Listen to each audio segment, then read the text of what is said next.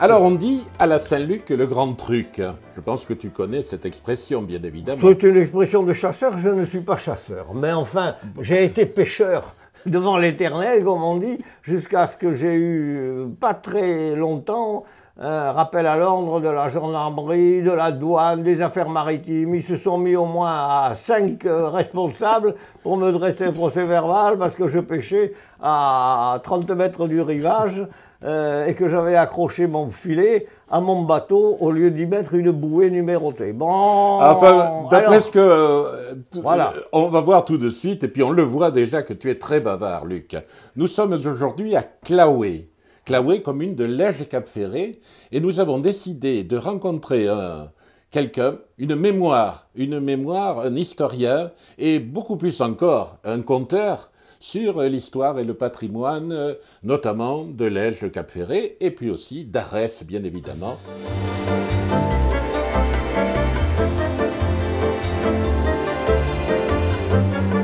Par rapport à Arès, j'ai quand même un sentiment très profond et familial. C'est là où tu es né, je crois. Non, pas tout à fait. Mais c'est là où, à quelques jours, je suis arrivé. Voilà, je ne suis né à Bordeaux, nul n'est parfait, n'est-ce pas? Mais ma maman avait une maison qu'elle avait achetée jeune fille, avant son mariage, à Arès depuis 1930. Elle y venait en vacances depuis à peu près la guerre de 14. Donc on avait pas mal de relations sur place, pas moi, mais ma maman.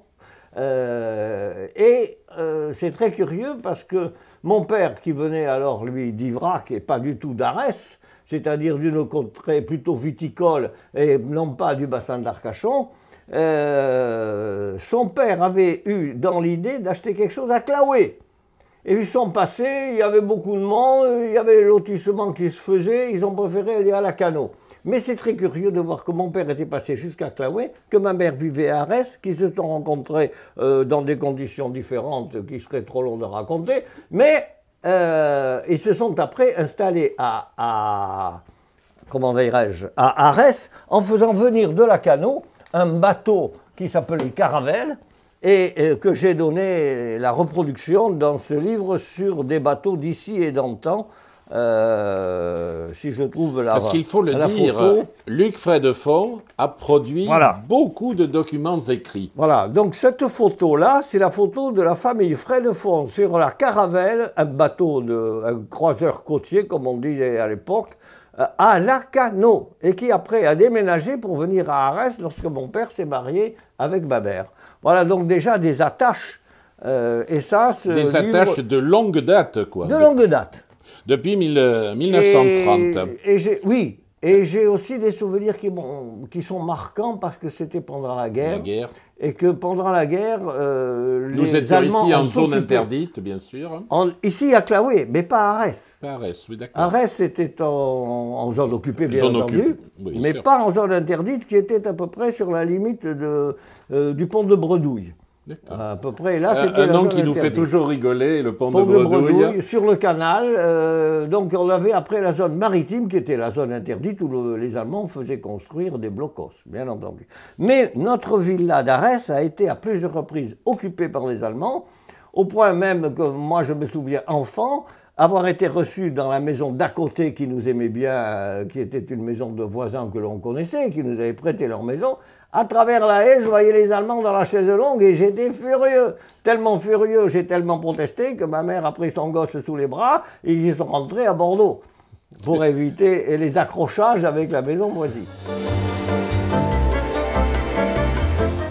Évidemment, il y a plein de choses qu'on pourrait te faire raconter. Alors, si tu veux, pour commencer notre reportage sur toi, dans le cadre des portraits du bassin, eh bien, on va te demander de nous parler du port d'Ignac, puisque tu as commis un livre à ce sujet-là, un livre que j'ai beaucoup apprécié. Alors, raconte-nous, Ignac, c'est quoi Ignac? Bon, alors, j'ai voulu montrer à travers ce livre Ignac que il y avait quelques fables, autant dire le mot, qui étaient devenues historiques.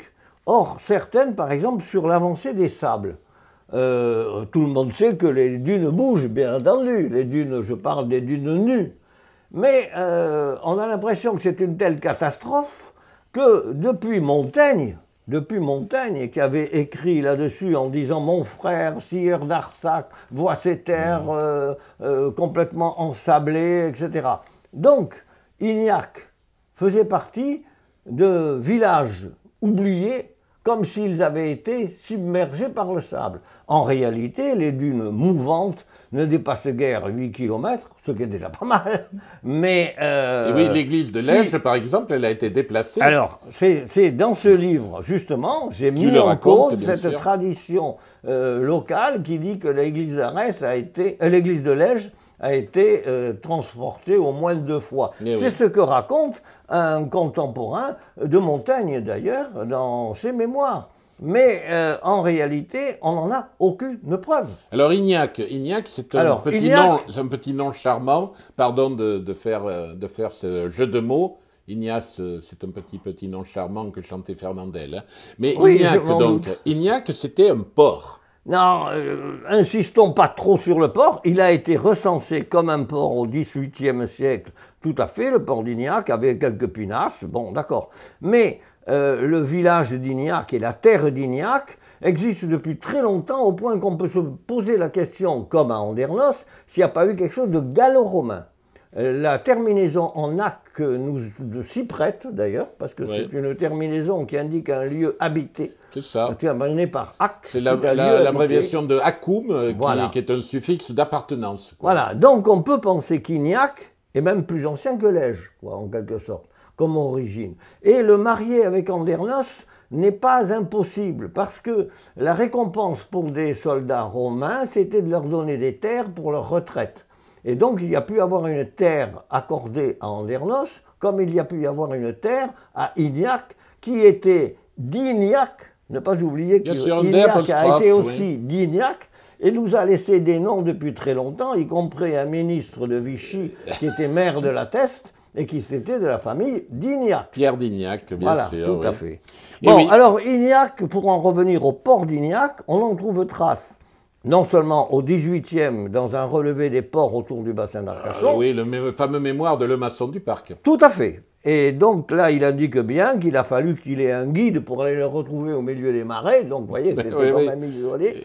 Mais, il avait bien du mérite. Oui. Mais, de toute manière, moi j'ai un texte du duc d'Épernon qui accorde aux manants de Lège des droits de chasse aux oiseaux aquatiques et qui délimite tout le secteur dans lequel il vend en quelque sorte ce droit de chasse contre argent trébuché. Enfin bref, c'est pas gratuit. Hein. Et ça, ce que tu dis là, c'est très important. C'est très important parce qu'on retrouve des tas de noms qui existent toujours. Comme Piquet, par exemple. De Piquet, c'était la limite de la terre de chasse de Lège. Bien sûr. Mais on trouve à un moment que... C'est pour ça qu'après Piquet, c'était le Catalan de Buch. Dans le texte, oui, c'est un petit peu plus compliqué. Oui, c'est assez compliqué, mais les deux seigneurs s'étaient arrangés pour justement des histoires de chasse et puis également de récupération des épaves. Hein, c'était important, les épaves. Mais ce que je voulais dire tout à l'heure, c'est que c'est important que tu ailles aux sources, parce que toi, tu es un habitué des archives départementales. Alors, une chose importante quand on t'écoute, c'est qu'on s'aperçoit que tu as trouvé beaucoup d'éléments dans les dépôts d'archives. Oui, c'est-à-dire que j'ai relu quelquefois des documents déjà exploités par d'autres, et dans d'autres cas, j'ai pu trouver des choses qui n'avaient été un peu oubliées. Je ne veux pas rentrer dans le détail parce que c'est un petit peu complexe. Lorsque, par exemple, le château d'Arès a été vendu comme bien national, c'est une vente aux enchères qui a un recueil particulier en archives. Mais lorsque celui qui a acheté comme bien national le revend, ça n'appartient plus aux archives à proprement parler, c'est chez un notaire. D'accord. Alors donc il faut arriver à jouer sur les deux. Et ainsi, en cherchant la vente du château d'Arès et des terres d'Arès après la Révolution, mais c'est passé devant notaire, je me suis rendu compte qu'il y avait énormément de marins qui étaient répertoriés avec le nom des corsaires sur Bordeaux, parce qu'ils laissaient leurs biens devant notaire au cas où il leur arrive malheur. Absolument. Et j'avais pu dresser une liste de plus de 20 corsaires dans une période de 2 ans, uniquement en feuilletant par hasard un peu d'histoire de notaire. C'est ça qui est formidable. Alors voilà. on va conclure sur le... On trouve des choses un peu par hasard, bien sûr, mais on y passe beaucoup de temps. Voilà, beaucoup de temps passé pour raconter l'histoire du pays. Il n'y a pas que la mémoire, il y a aussi les textes anciens. Alors Ignac, si on veut aller à Ignac, pour en revenir à Ignac, où le trouve-t-on? Il y a par exemple une lettre qui est en archive datée 1600, mais en réalité, le manuscrit ayant été déchiré, on ne sait pas si c'est 1620, alors ils l'ont classé à 1600. Voilà, bon. C'est une lettre des chanoines de la cathédrale Saint-André qui sont seigneurs de Lège, barons de Lège, et qui vivent donc sur les revenus de Lège, pour les chanoines de la cathédrale de Bordeaux, bon, et qui écrivent au duc d'Épernon sous prétexte qu'on leur a piqué, c'est le mot, un galion qui avait été récupéré par les gens d'Ignac sur la côte, amené au port d'Ignac, mais en réalité ce port d'Ignac, on va y rentrer en détail peut-être, c'est le large. C'est le croisement de 2 chenaux d'Arès, de Claouet, de ce qu'on appelle le chenal de Ville actuellement, dans lequel il y avait une profondeur toujours de 5 à 6 mètres, une fosse, qui permettait d'amener un galion. Mais là, la nuit, il était tout seul. Donc les gens de la Teste sont venus et ont volé le bateau récupéré par les gens. Donc il y a eu une lettre de protestation. J'avais lu ça, oui. Voilà. Oui. Alors donc ça, c'est déjà une preuve comme quoi les chanoines reconnaissent que les marins d'Ignac avaient bien récupéré un bateau à l'océan et l'avaient traîné jusqu'au port d'Ignac.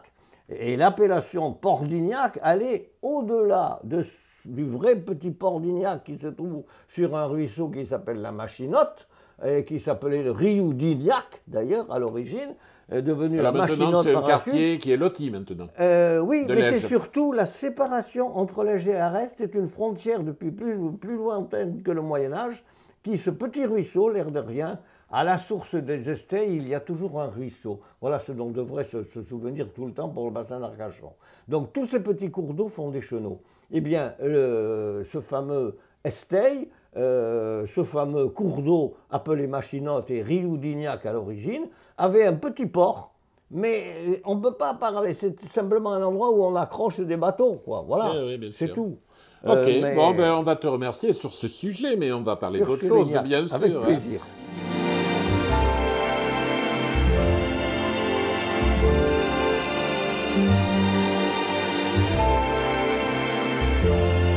Nous passons devant le club nautique, là... Très ancien, le club nautique. Hein, très ancien, parce que c'est un plus ancien du bassin d'Arcachon. Il a été créé dans les années 1931. Ah oui, exactement. Oui, absolument. Et donc, après, il y a eu une pause, bien sûr, pendant la guerre. Et la plupart des clubs autour du bassin d'Arcachon ont été créés en 1946. Et puis, voilà, ce qui est vraiment très étonnant et que j'ai découvert, c'est ici, là, il y a un totem. Et qu'est-ce que c'est ce totem-là? C'est la première fois que je vois ça. Alors, c'est une alerte submersion, comme son nom l'indique. L'alerte submersion veut dire que l'on prévoit, que les gens sachent que la marée risque de monter au-delà de leur maison. Et donc, il y a une graduation sur cette stèle qui monte jusqu'à 6 mètres CM. Mais attention, mais c'est vraiment les 6 mètres officiels. La marée n'y monte pratiquement jamais. Exceptionnellement, elle va monter à 5,50 m. Oui, mais c'est pas vraiment 6 mètres là. Alors voilà. C'est beaucoup plus bas. Le problème, c'est qu'il faut comprendre que ces 6 mètres partent du zéro marin. Du zéro, marin, la référence nationale, quoi, bien sûr. Référence nationale, non, mais attention, il y a 2 références nationales. Sur une carte, vous allez trouver un fil bleu, un tracé bleu avec un zéro entre parenthèses. C'est le zéro marin. Et un petit peu plus haut, vous allez trouver sur les cartes un filet marron ou beige avec un zéro aussi entre parenthèses, et c'est le zéro géographique. Le zéro géographique est calculé sur la hauteur de la Méditerranée à Marseille, alors que le zéro marin est la plus basse des basses mers. Donc il y a une différence entre les deux. Or, quand on continue à donner les hauteurs en mer, en partir du zéro marin, parce que ce qui intéresse le marin, c'est qu'est-ce qui reste comme eau à la marée la plus basse. Évidemment, évidemment. Voilà. Donc on a conservé le zéro marin comparé à l'altitude du zéro géographique. Il y a un écart ici qui est d'environ de 2 mètres entre les deux. Mais en d'autres points de France, et c'est ça qui est très trompeur, en fonction de ce qu'on appelle le marnage, c'est-à-dire la hauteur d'eau entre la basse mer et la haute mer, eh bien le marnage étant à Saint-Michel par exemple ou à Saint-Malo de l'ordre de 13 mètres, la différence avec le zéro terrestre est plus forte. D'accord, Voilà. mais ici, là où nous avons les pieds, là, est-ce qu'il y a déjà eu la marée haute par Eh bien, sur la butte, on est à peu près, devant le club, on est à environ à 3 mètres et quelques de par rapport à la référence terrestre. Et donc c'est très intéressant, pourquoi? Parce que lorsqu'ils ont construit les réservoirs un peu partout autour du bassin, ils avaient pris des références entre 3,50 m et 5 mètres. Et je me disais, mais ils sont submergés. Non, ils ne sont pas submergés parce que les travaux terrestres sont comptés en altitude terrestre. D'accord. Alors que pour les réservoirs à poissons, ce qui intéresse ceux qui font rentrer l'eau, c'est la hauteur marine. Bien évidemment, voilà. Oui, bien sûr.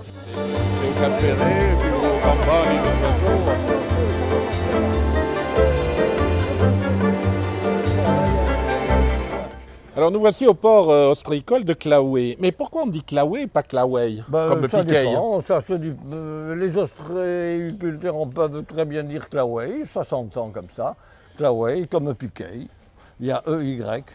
Maintenant, il y a une curiosité, que sur les cartes qui indiquent la première fois en 1854 la présence de Claouet, ça s'écrit Clavé avec un V. Oui, j'ai vu ça sur certaines cartes, oui. Voilà. Parfait. Bonjour, à la monsieur. cabane numéro 4, vous avez Sylvain Frédefond, qui est un ostréiculteur. C'est mon fils. Bonjour, Aimé Noyas. Voilà. Avec Damien et Sarah. Alors là, c'est la cabane qu'exploite Sylvain, ton fils. Voilà, Sylvain Frédefond est ostréiculteur depuis un peu plus de 20 ans. Rejoignez-nous, Sylvain. Voilà. L'ostréiculteur de Claouet. Et donc il a pris la suite, mais c'est toute une longue histoire, bien entendu, mais de Jean-Marie Brossard, qui avait sa cabane à cet endroit, et qui a été longtemps président du club nautique de Claouet. Et historien du club nautique aussi. Historien du club nautique et de Claouet, parce qu'il a été président pour l'association des cartophiles Nord-Bassin. Oui, exact. Donc, il y avait d'ailleurs une bourse... Mais ici, c'est tout moderne, parce que ça a été incendié, ça a été brûlé il y a quelques années. Il a fallu, la mairie reconstruise tout. Ah, c'est clean, oui. C'est complètement impeccable, moderne, oui. Aux normes européennes, bien sûr. Tout à fait. On va aller au bout du port, si tu veux. Oui. Exactement. Ok. Et en tout cas, travaillez bien, Sylvain. Hein, mais merci de votre accueil. Pas de soucis, bonne journée à vous. Merci. Et puis le Cholet, le Cholet, non, parce que ça sert de moins en moins. Alors, c'est le port ostréicole typique ici, là. Voilà, donc ici, vous avez une zone de dépôt, je dirais, qui sert aussi bien pour un pêcheur avec des cases pour les paniers, oui. Pour la pêche. Et puis, vous avez des réserves allant de matériel pour les ostréiculteurs, qui sont des éleveurs. Il faudrait penser à ça. Ils font naître, en quelque sorte, et ils font grandir. Et ça a commencé à partir de 1859, avec Coste, d'après ce qu'on lit dans les manuels. Pas que la richesse du bassin, c'est quand même d'abord les huîtres glanées au sol, à la pêche, à la drague. Donc ça a été la première des choses. Bien sûr. Et les marins qui pêchaient, qui ramassaient gracieusement, si l'on peut dire, les coquilles d'huîtres, les huîtres, eh bien, mais ceux-là, ils n'ont pas été tellement attirés par ce travail d'éleveur. Ils ont continué longtemps à draguer. Jusqu'à ce qu'on leur interdise d'ailleurs de le faire.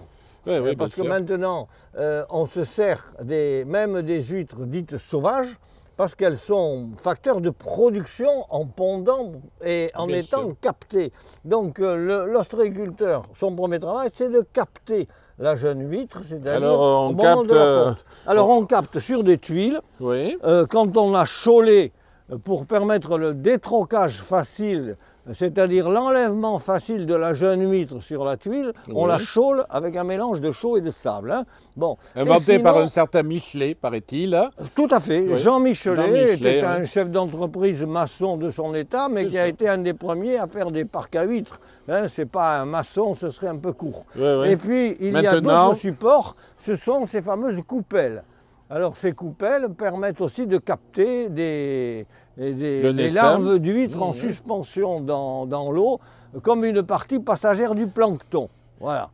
Et donc, une fois qu'on a détroqué ce matériel, on met ça dans ce qu'on appelle des poches, justement, des poches très petites. ou ambulances. Voilà. Oui, c'est les poches ostréicoles, quoi, tout simplement. Ouais, et ça, voilà, une maille toute petite. Toute petite pour le naissage. Pour le naissin. Et après, on est obligé de changer de poche au fur et à mesure qu'elle grandit. Évidemment, oui, la poche autrement, les mailles de la poche grandissent avec l'huître, bien sûr. Si on peut dire, mais ça veut dire une manutention. Très importante, oui. Et par tous les temps. Et surtout l'hiver, il fait froid. Mais l'été, il fait chaud aussi. Voilà. Alors, tu as parlé, Luc, du détrocage, mais il y a aussi le désatrocage. Pour nos téléspectateurs, ils vont sûrement être intéressés. Le détrocage, c'est la séparation de la jeune huître de son support quand on a capté la jeune huître qui a grossi quelques mois sur son support. On la sépare par un détrocage qui se fait soit à la machine, soit à la main. Mais le désatrocage, alors c'est la séparation des chapelets d'huîtres qui ont pu se ressouder les unes aux autres.